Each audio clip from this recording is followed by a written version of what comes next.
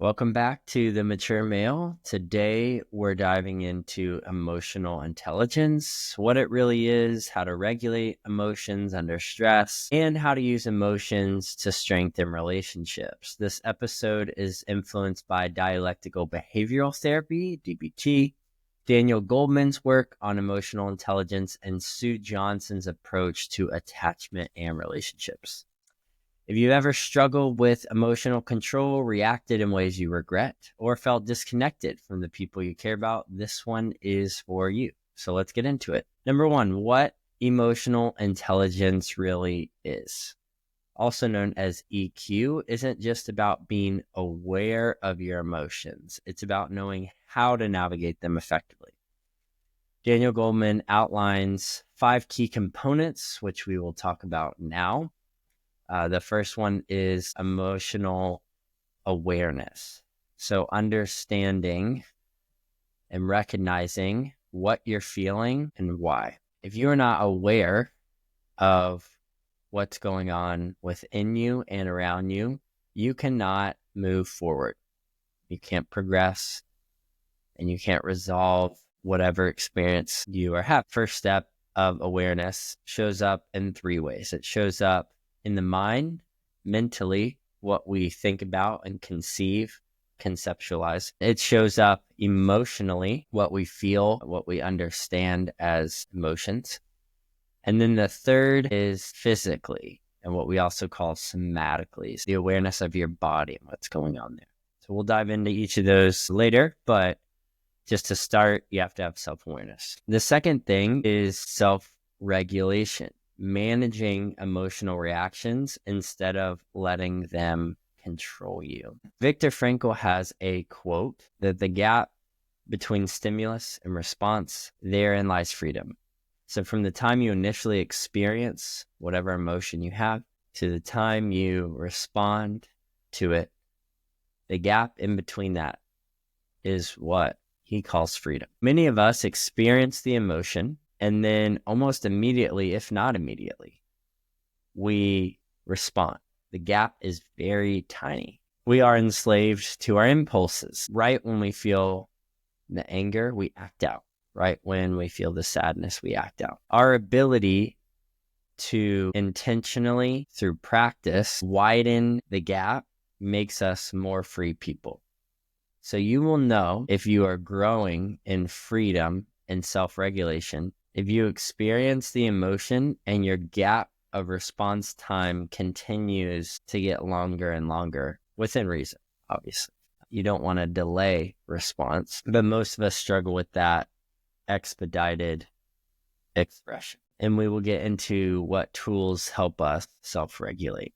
The next one is motivation, using emotions to drive purpose and resilience. The word emotion in the Greek, emotion, means energy in motion. Emotions are temporary states that we live in. Our ability to see them as a life-giving force instead of some abstract experience that we have will realign us to be able to better work and understand the emotions instead of trying to avoid them, suppress them, ignore them. We learn to work with them and tap into them as motivation. For example, if we are experiencing sadness, we tap into the sadness and understand, what am I sad about? What is the sadness doing for me?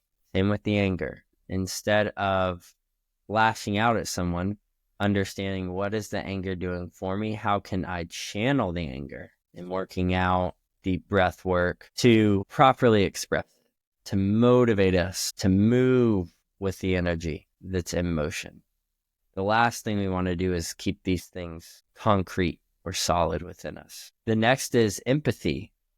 We want to understand the emotions of others and respond appropriately. Part of what drives human connection is to be known. And part of what helps other people feel connected to us is our ability to understand what they may be experiencing and our ability to be aware of the emotions that others are experiencing and to respond to them allows us to connect. This is why many men don't consider that empathy is a key to connection. It's not a feminine quality.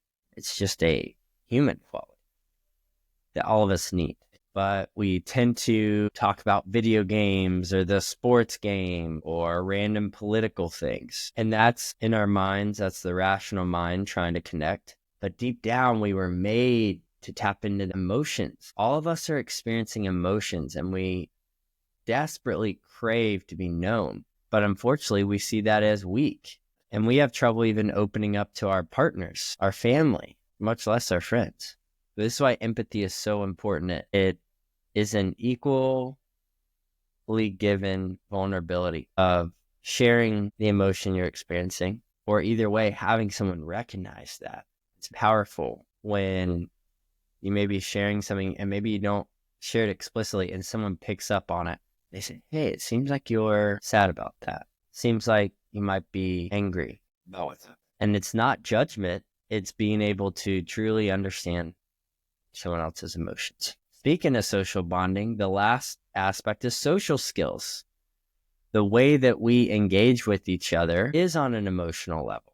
So we want to build strong, healthy relationships based on that emotional insight. When you are more emotionally aware of your own emotion, then that helps you become more aware of others. And therefore, you connect out of a deeper awareness. And therefore, that connection is strong, reliable, and safe. If you do not open up to others or create a capacity for others to open up to you, you are vulnerable and weak, and not in a good way. You are susceptible to risk and negative impact. So like how if you weave something together or knit something, the ability for the fabrics to interlock, connect, builds the strength of whatever you have. If everything was siloed, it would be weaker, more compromised. Many people think that intelligence alone determines success, but studies show that emotional intelligence, again, the EQ, based on those 5 factors we just named, plays a bigger role in leadership, relationships, and overall well-being. Developing EQ helps you stay composed under pressure, connect more deeply with others, and make better decisions. Number 2, how to regulate emotions under stress. In DBT, again, Dialectical Behavioral Therapy, say that 5 times fast, emotional regulation is a core skill. When stress hits, our brain's amygdala, the part responsible for emotional responses, can hijack rational thought, leading us to react impulsively. To regain control, we need tools to bring our nervous system back into balance. So here are 3 DBT-based techniques to regulate emotions under stress. Number 1 is TIP, or temperature, intense exercise, paced breathing, muscular relaxation. If emotions are overwhelming, shocking your system with cold water, movement, or controlled breathing can quickly bring down emotional intensity. This starts with 3 skills that attune our biology on a primal level. Water, everyday thing. Breathing, everyday thing. Temperature, everyday thing. Movement, everyday thing. This isn't trying to reinvent the wheel. It's taking us back to the 101s, the foundation, to say, I can change my temperature, I can change my movement, or I can change my breath. And those 3 things allow us to better regulate emotions. These are also 3 core essentials to basic functioning. You have to breathe well. You have to be constantly moving, challenging your body to grow strong and more flexible, functional. And it's important to expose ourselves to temperature extremities temporarily through hot and cold therapy to regulate that.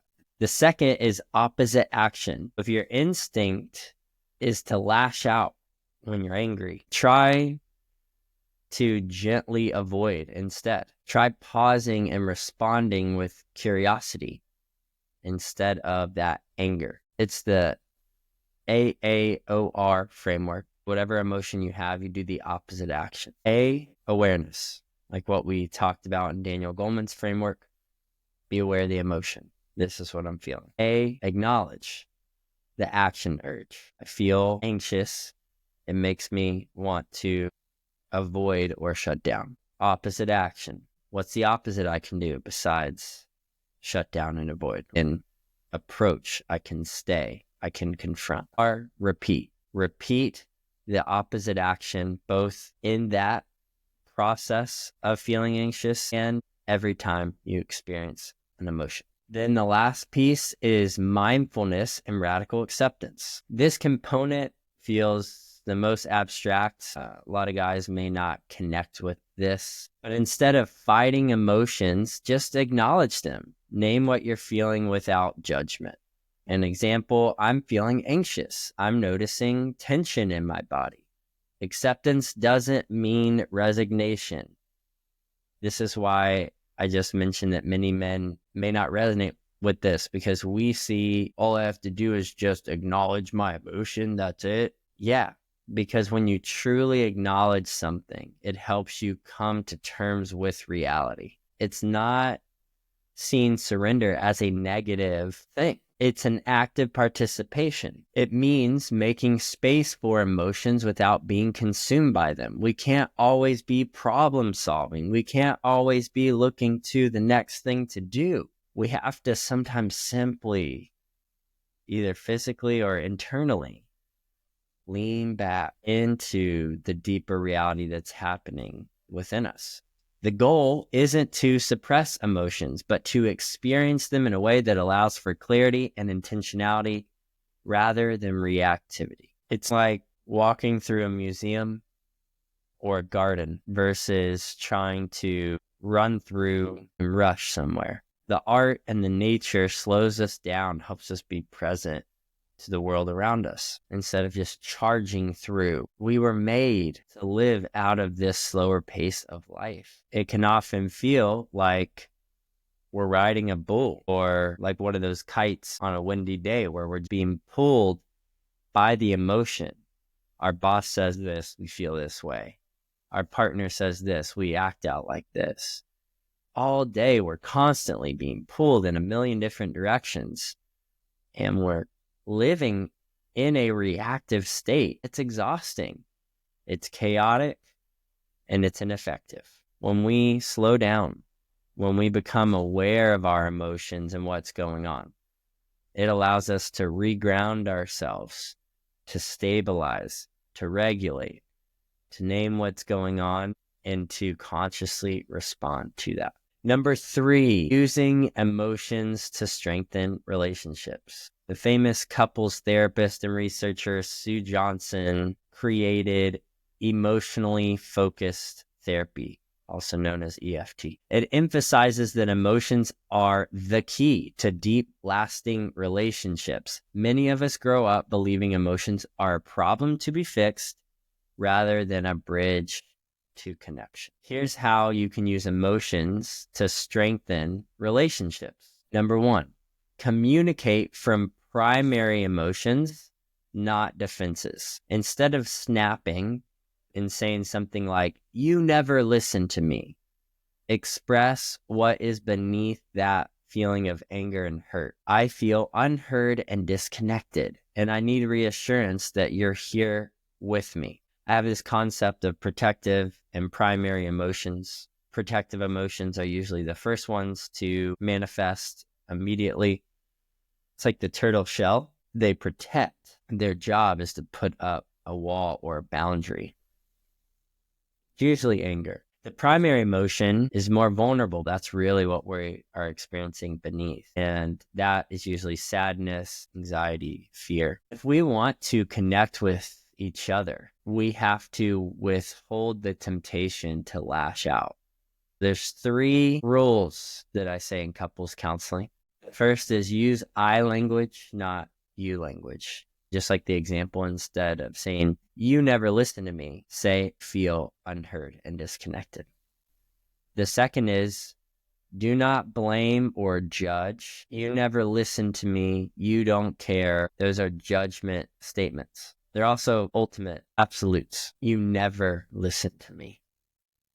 That's just not true, obviously, because at some point you listened. Nothing can be absolute, in short. The third is do not assume, ask. Instead of saying you don't care, ask.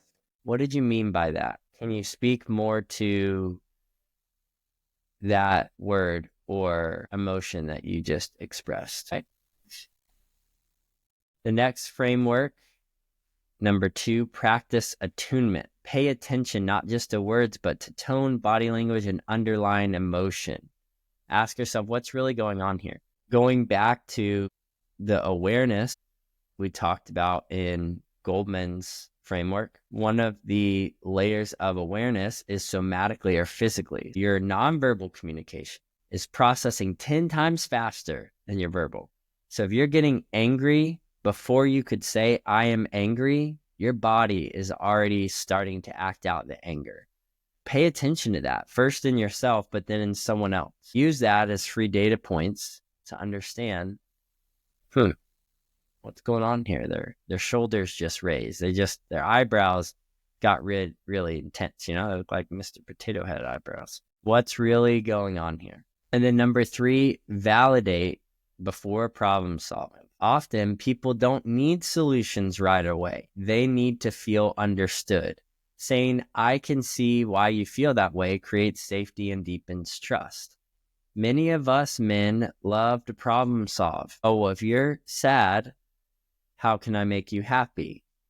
They jump right to a solution. We often overlook the need to validate because we see it as unnecessary, weak, lame, but it's powerful to feel understood, to say, I can see why you feel that way. That's starting with the awareness, the acknowledgement, and it connects you in a deep, meaningful way. How many times would we stop lashing out and being defensive if someone just acknowledged, oh yeah, all I really want is to be known in this emotion, for someone to see me in my expression. They've done studies on human connection, and the only thing worse than receiving consistently negative interactions with a human is unpredictability or apathy, meaning someone's response constantly changing, or the apathy of them just not acknowledging you at all or not caring. That drives us crazy to our core. On a micro level, that's what we're doing when we don't acknowledge how we feel, how someone else feels. When you stop seeing the emotions as obstacles and start seeing them as guides, your relationships transform.